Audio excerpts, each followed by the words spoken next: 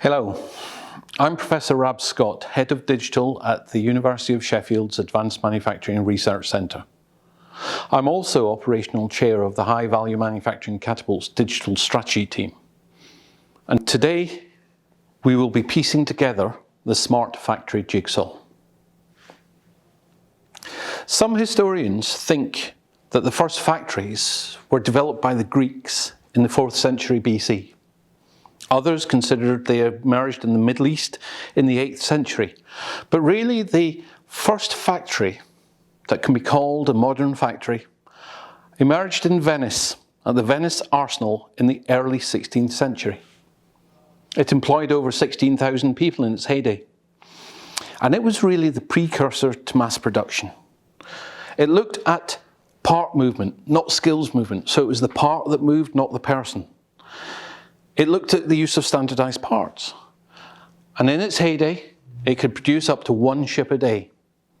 And those ships proceeded through from hull making to caulking, to mast installation, to the addition of weapons, ropes, the anchors, the oars, the sails, and finally, the bakery.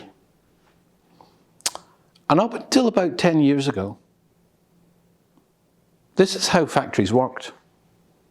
But what's changed? Well, we have now got the smart factory. And the key components of the smart factory are the fact that it's connected, the fact that you have a data-rich environment, the fact that it is optimized, dynamic, and agile. But what do these actually mean? What impact do they have? Let's just do a bit of a deeper dive. Connected environment is the key differentiator between Industry 3 and Industry 4. Industry 3 can be considered to be manufacturing with IT, computer numeric controlled machines, robots, but each of those was an isolated island of productivity. With Industry 4, we're now looking at connecting those islands together, using an appropriate communication protocol. It might be 5G, it might be Wi-Fi, it could be LoRa. All of these communication protocols have their place dependent on the amount of data that you want to move, the latency that you need to have, and the bandwidth. And this enables real-time monitoring. It enables informed decision making. And what's perhaps most importantly is it allows movement of data through the whole supply chain. And it's that data-rich environment that is a key enabler for the smart factory. The ability to have transparent data flows from the shop floor to the top floor and back down again, or upstream or downstream into the supply chain, really allow us to have this single source of truth. This data that's accessible on demand through that improved connectivity. And what does this enable? It enables informed decision making. We can make better decisions more quickly based on data. And this then leads into the ability to develop adaptive control. We can respond to what is happening in real time. No longer do we have to wait and look back at historical data. But it's also the fact that if we've got data available right now, we can get insight. If we've got historical data, we can have hindsight. And with insight and hindsight layered together, we can have foresight and start looking at predictive models. And those predictive models, driven by data, give us an optimized environment.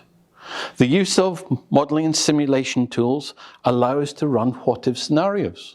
It allows us to play around with different variables, different scenarios, so that we can come up with the best optimized solution at that point in time. What does this lead to? Well, this leads to higher throughputs. It leads to less non-value added activity by your resources, by your human resources and your physical resources. The optimized environment also leads to a dynamic environment, because with the better decision making, which we can derive from having access to a single source of truth, transparency of data, and real-time visibility of that data, we enable that dynamic shop floor. It's adaptable to signals received from both upstream and downstream from the value chain. You can better respond to those signals. It's fed information from the optimization model, because as you get disruptions in your signals, you can have predicted this, you can have modeled this, you can have simulated what your solution would be if you came across those disruptions.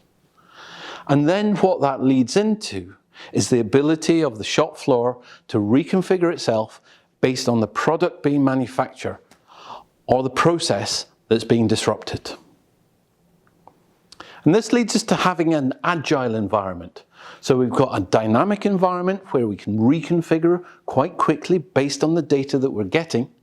But the agile environment means that the workforce are no longer only task-based, but increasingly outcome-based as well. They're adaptable and flexible. It means that we can start delivering to the ultimate goal, which is a batch size of 1. We don't have to set ourselves up for mass production. It's now lean production with that batch size of 1. And the impact of that on the smart factory: bosses have increased visibility across their assets, across their systems, and across their workforce. And this leads to improved productivity. It leads to improved asset utilization, reduced waste, reduced energy usage, and improved quality. So why aren't more people implementing smart factories? Well, at the moment, some of the barriers include poor interoperability of systems. You go onto any typical shop floor of a manufacturing facility and you'll see systems that were never made to talk to each other. We haven't got the skills necessary to get these data flows working, but we are trying to address this. We're working with systems integrators to understand how we can overcome the interoperability challenge. We're working with the British Standards Institute, looking at what standards are needed for the smart factory shop floor. The High Value Manufacturing Catapult has recently published, in conjunction with the Gatsby Foundation, a report on manufacturing the future workforce. So we're addressing some of these barriers. But then really the opportunities are there for anyone. Anyone can come and see smart factory in action or components of it. Industry 4 digital technologies are on display at every Catapult Centre. And that's where you can come to for neutral, unbiased advice. So there are smart factory opportunities for companies of all sizes. You don't have to be a tier 1, you don't have to be an OEM. You can just be a one-man band who can gain benefit from adoption of these digital technologies for your smart factory. And you don't have to do it all at once. You do not have to eat the whole elephant in one bite. So in closing, just show you a very quick video, only a couple of minutes, of the type of technologies that you can see at one of the High Value Manufacturing Catapult Centres. This came from our Factory 2050 facility up in Sheffield, part of the University of Sheffield's Advanced Manufacturing Research Centre, and it really just shows what can be done when digital meets manufacturing.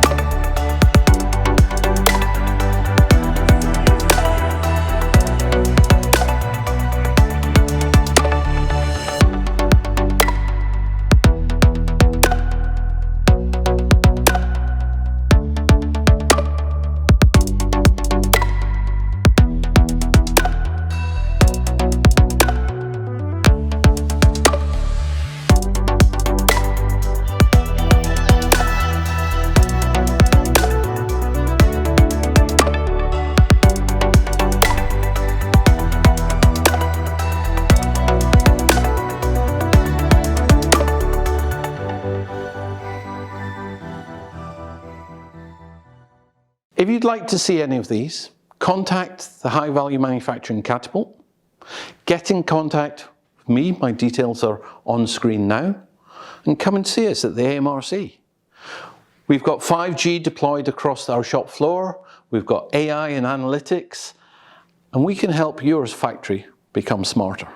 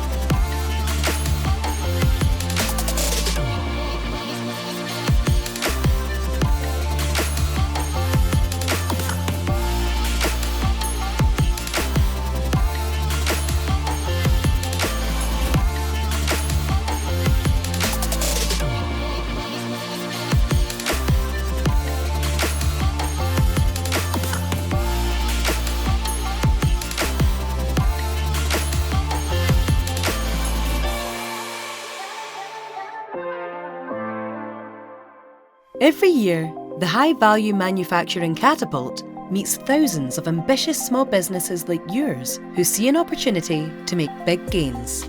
But it's not easy. The cost and effort needed to take an idea to market can be risky, especially for smaller companies. We're here to help. Whatever your size, we give you the power to transform the products you sell, the way you make them, and the skills of your workforce, improving your company's performance. Embrace innovation and get in touch today.